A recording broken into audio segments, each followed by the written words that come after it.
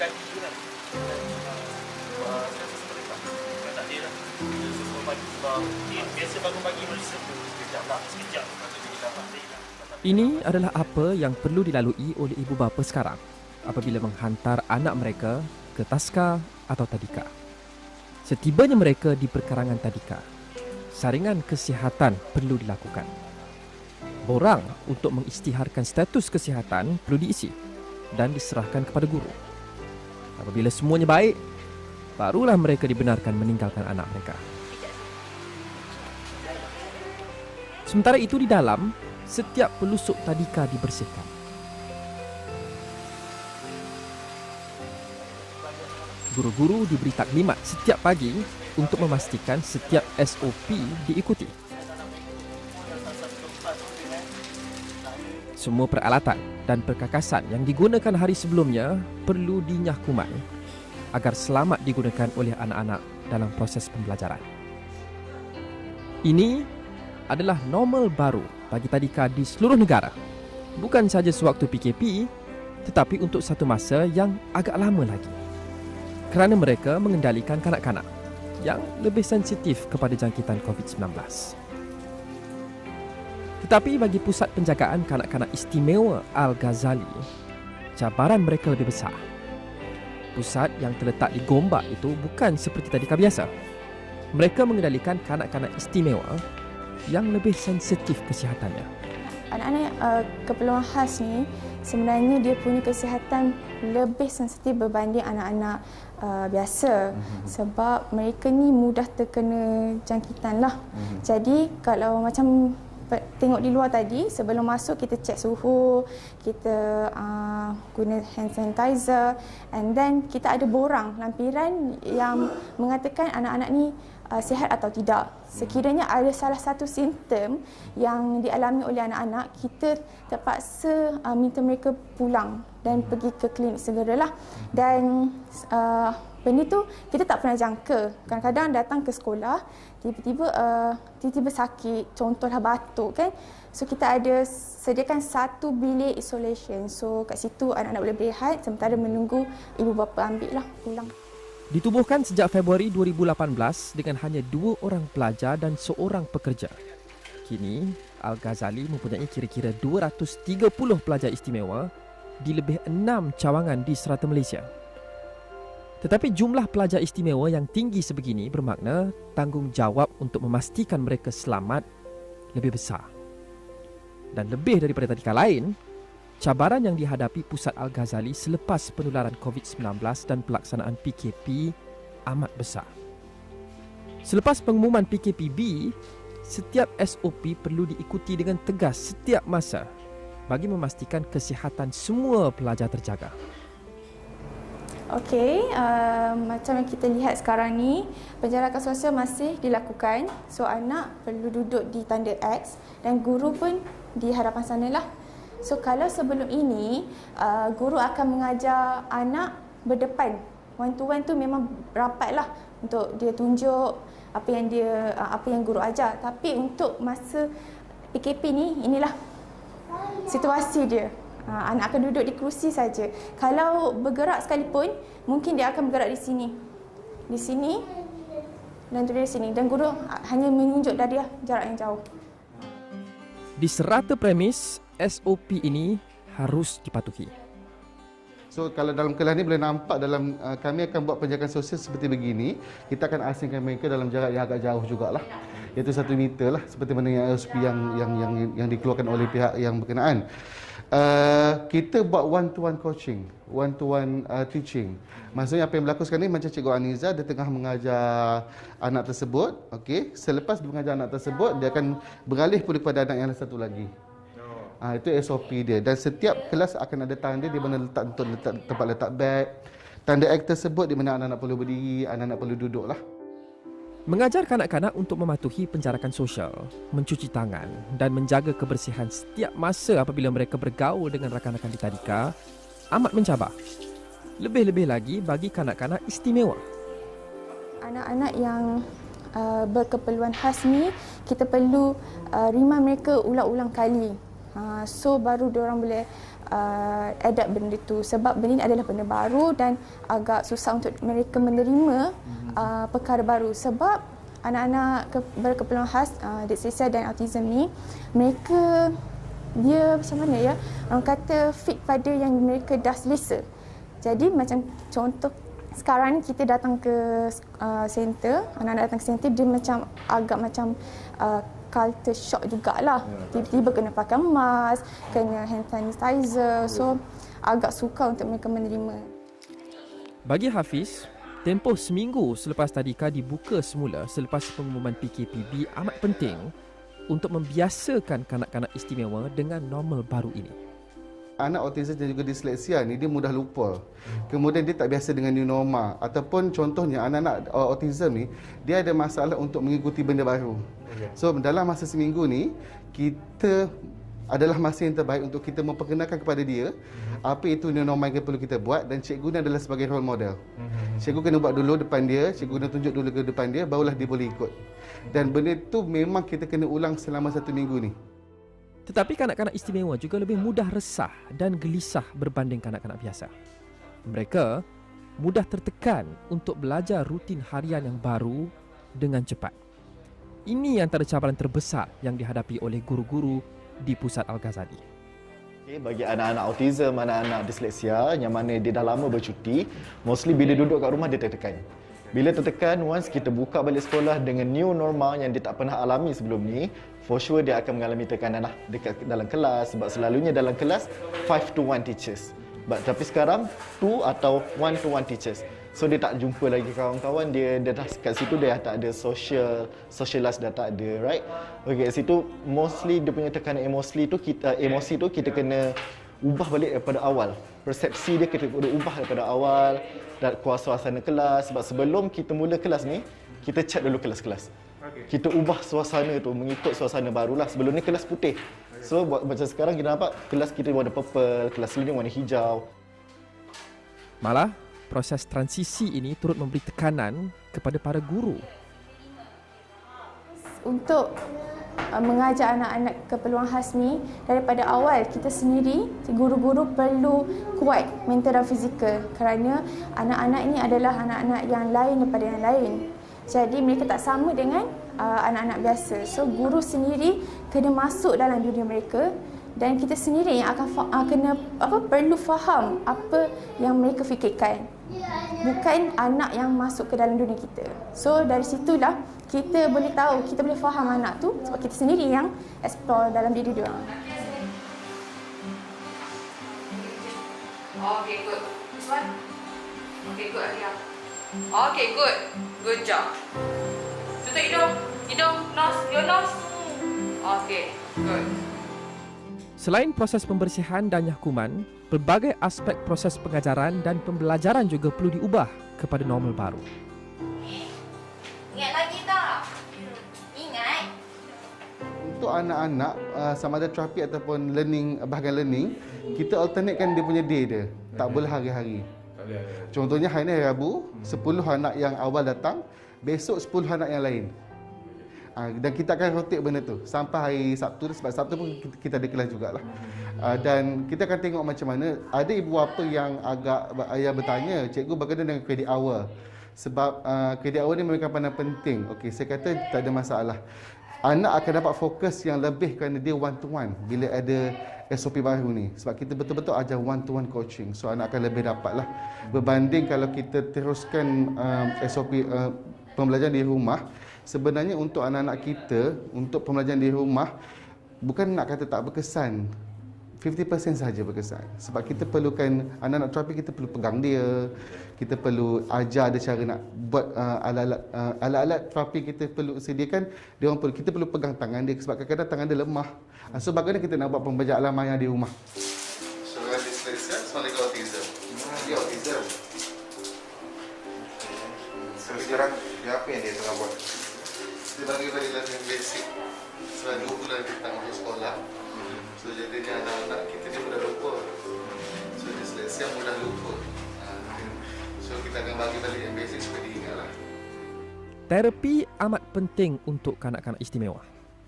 Tetapi keperluan penjarakan sosial menyukarkan aktiviti ini. Untuk anak-anak terapi adalah cabaran baru bagi kami. So anak-anak terapi boleh di sini. Anak-anak terapi ini adalah anak-anak yang mengalami masalah autism, middle function ataupun low function. So anak-anak yang begini dia perlukan sentuhan badan. Jika kita bagi arahan, dia tak akan follow kita punya arahan itulah. Okey, so jadinya apa yang kita buat, kita akan buat macam ni. Sebab anak-anak ni sebenarnya dia patuh pada arahan. Setakat ini patuh pada arahan kita sebenarnya. Macam mana dia boleh patuh sebab kita tegas dengan anak-anak begini. So kita buat laluan begini, tanda X begini, kita akan jarakkan begini 1 meter. Kemudian tersebut adalah laluan dia. Okey, di sini adalah pusat pembelajaran dia, di sana adalah pusat untuk terapi dia. Untuk anak-anak begini kita perlu pegang dia. So bila kita perlu pegang, seorang anak perlu stay di sini seorang.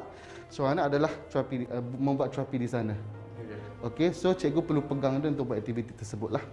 Kerana mereka ni sebenarnya boleh dengan arahan, tetapi untuk fokus tu agak limited fokus lah. Semua ini bermakna pembukaan semula tadika dan pengoperasian tadika dijangka mencabar bergerak ke hadapan. Dan walaupun segala SOP diikuti dengan rapi, kekhawatiran COVID-19 akan menular semula sentiasa bermain di fikiran. Risau, boleh saya kata risau sebenarnya. Saya pun risau pagi tadi nak buka. That's why pagi tadi saya agak macam berdebar-debar menunggu keadaan anak-anak. Tapi bila dah masuk seorang, kita dah masuk 2, kita dah mula familiar dengan SOP tersebut, dan bila dah familiar, insya-Allah kita boleh lakukan. Saya sebenarnya sentiasa yakin dengan cikgu saya. Saya sentiasa terhadap pada cikgu saya, you all kena buat benda ni. Jika you all tak buat, siapa lagi nak buat? Dan kita nak tutup. Anak-anak kita perlukan perhatian. Kita kena buka dan kita kena jalani SOP ni dengan sokongan semua pihak. Itu sahaja bagi saya. Seperti banyak pihak lain, para guru dan pengurus tadika kanak-kanak istimewa bangkit menyahut cabaran ini demi memastikan anak-anak ini dan ibu bapa mereka tidak hilang tempat bergantung tatkala hidup perlu diteruskan selepas PKP ditamatkan nanti. Tetapi cabaran tidak terhenti di situ sahaja. Selepas ini, kami meninjau cabaran tadika untuk meneruskan operasi dalam persekitaran yang baru ini dan menceritakan bagaimana normal baru ini memberikan impak keuangan kepada mereka. Cerita normal baru kembali selepas ini.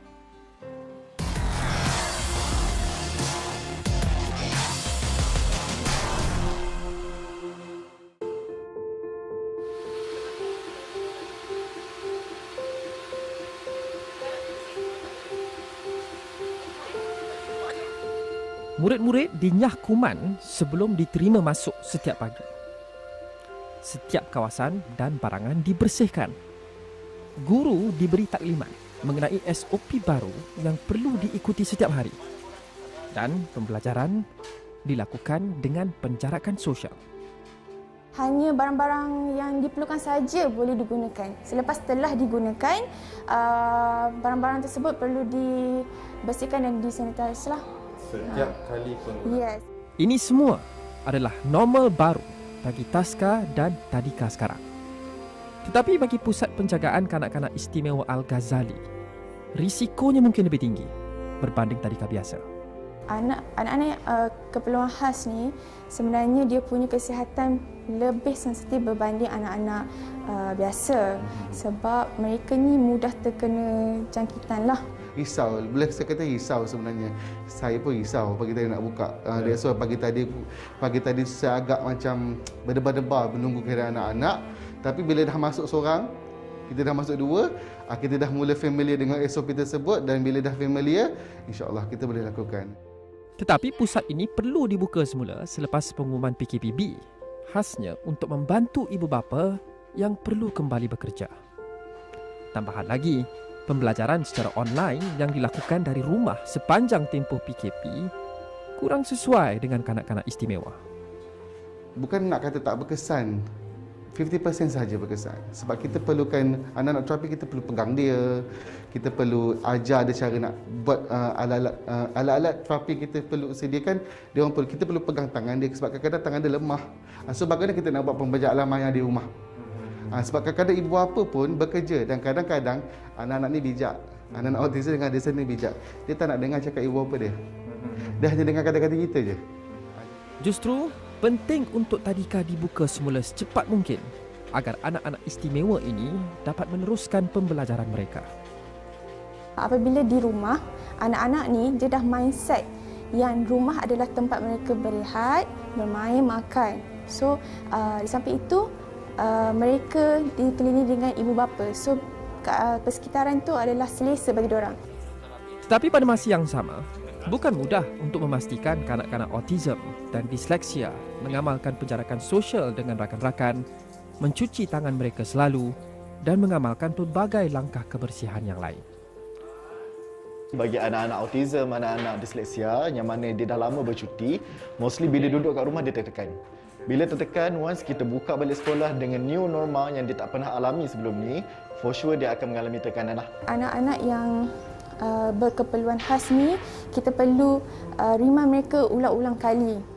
So baru diorang boleh adapt benda tu, sebab benda ni adalah benda baru dan agak susah untuk mereka menerima perkara baru. Sebab anak-anak berkeperluan khas, disleksia dan autism ni, mereka dia macam mana ya, orang kata fit pada yang mereka dah selesa.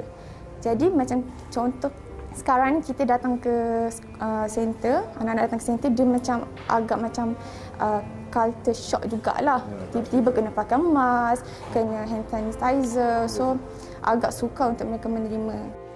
Tetapi normal baru ini bukan sahaja memberi cabaran kepada manusia, ia juga memberi tekanan kepada keuangan tadika. Pelbagai aktiviti nyahkuman dan pembersihan yang perlu dilakukan setiap hari sekarang, semuanya menolak naik kos operasi. Hampir 50 ke 60% sebenarnya kos. Yes, sebab sepatutnya kalau setiap bulan tu saya boleh anggarkan pengeluaran duit macam saya kata tadi seminggu sekali kita nak beli barang, tapi sekarang almost hari-hari. Kita kena beli alat contoh bleach sebab kita nak buat decon, sebab sekatu untuk bekas tu guna 2-3 kali dia dah habis. So kita kena beli top up, sentiasa top up dan almost costing almost 50 to 100 ringgit sehari. Kita perlu keluarkan. Tetapi kita cuba minimiskan sebanyak mungkinlah penggunaan tu.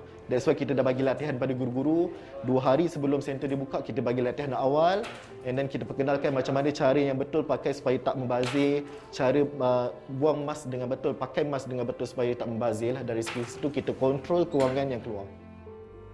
Malah, bagi kanak-kanak istimewa yang lebih sensitif, bukan sahaja dari segi kesihatan, tetapi juga emosi, pusat penjagaan turut mengalami pelbagai kos tambahan lain.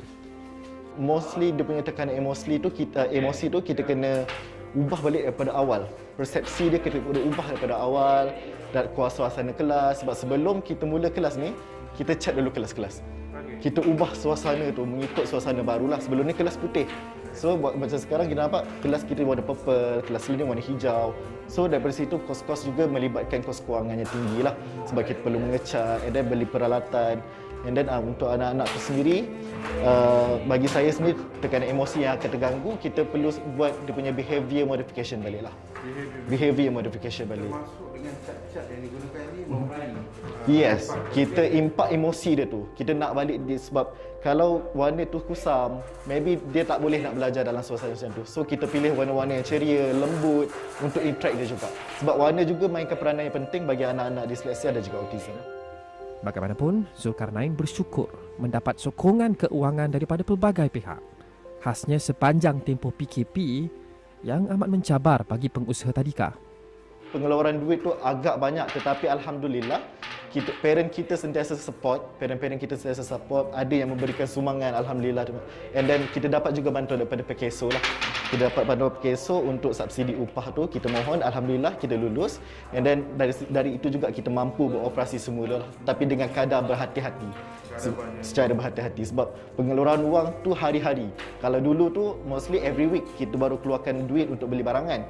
Tapi sekarang dah hari-hari kita keluarkan duit. So penggunaan duit tu agak ketara lah.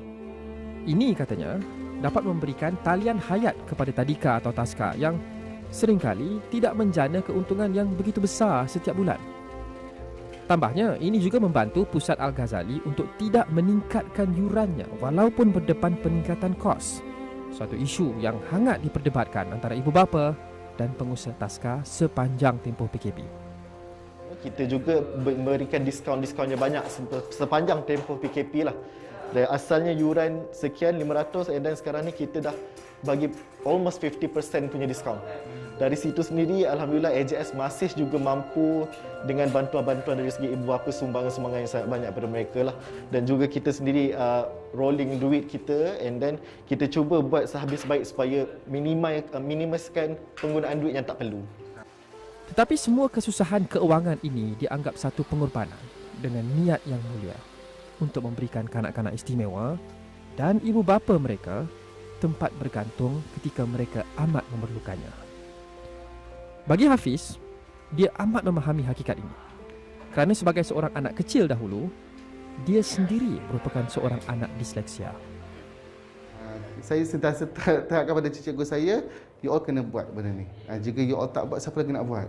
Dan kita nak tutup. Anak-anak kita perlukan perhatian. Kita kena buka dan kita kena jalani SOP ni dengan sokongan semua pihak. Itu sahaja bagi saya. Jadi bagi ibu bapa di luar sana, usah khawatir untuk menghantar anak-anak anda ke tadika atau taska sekiranya anda perlu bekerja. Para guru menumpahkan segala semangat dan keringat mereka untuk memastikan setiap anak dijaga dengan sempurna. Pihak pengurusan pula, mereka menumpukan segala kemampuan untuk menyediakan persekitaran yang selamat setiap hari. Bantulah mereka dengan memainkan peranan anda. Pastikan anak anda sihat sebelum menghantar mereka ke tadika. Sediakan borang pengisytiharan kesihatan apabila tiba. Jika tidak sihat, elakkan menghantar anak anda. Dan jika mampu, capailah persetujuan dengan pihak tadika jika mahu mengubah jumlah bayaran yuran. Seperti anda, pihak tadika juga sentiasa mahukan yang terbaik untuk anak-anak anda.